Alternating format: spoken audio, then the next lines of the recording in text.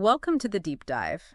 Today, we're plunging into a really fascinating story, one that's pretty much woven itself into our cultural vocabulary, the scorpion and the frog.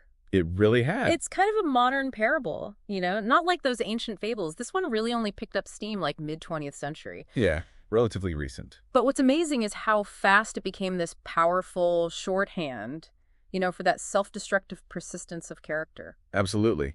And I think what makes it hit so hard is that, well, chilling commentary on intrinsic nature. It's just a stark reminder, isn't it, that some things seem, for better or worse, hardwired. Doesn't matter what the consequences. Sets the stage perfectly. It really does. A powerful, quick lesson. Okay, so let's unpack the core of this. I'll read the fable as is usually told, the version in our source material. The Scorpion and the Frog. A scorpion, wanting to cross a river, asked a frog to carry him across on its back. The frog hesitated. "How do I know you won't sting me?" the scorpion replied. "Because if I do, we'll both drown." The frog thought about it and agreed. He let the scorpion climb on his back and began to swim.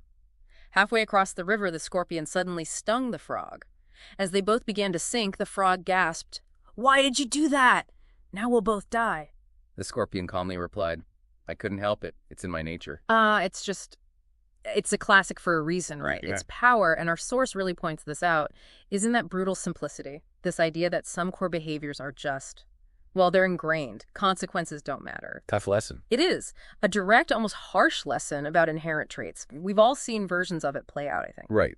But your source material doesn't just leave it there, does it? It makes this incredibly bold, well, very modern application. This is where it gets really interesting.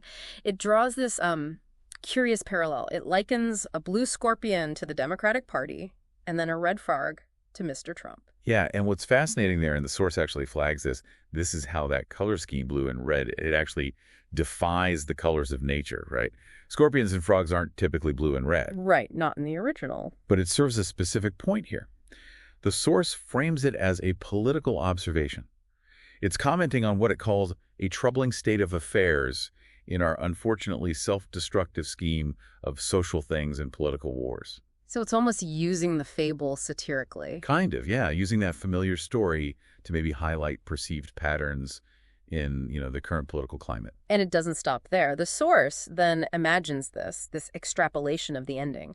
It actually suggests, based on how things look now, that the frog survives the sting. Gets saved, yeah. Saved by his potent antidote, Medgier, that's the Make America Great Again movement, as the source depicts it, and just keeps swimming through this turbulent river. Yeah. While the scorpion just slips into the water, sinks. Wow. This is a pretty stark image, isn't it?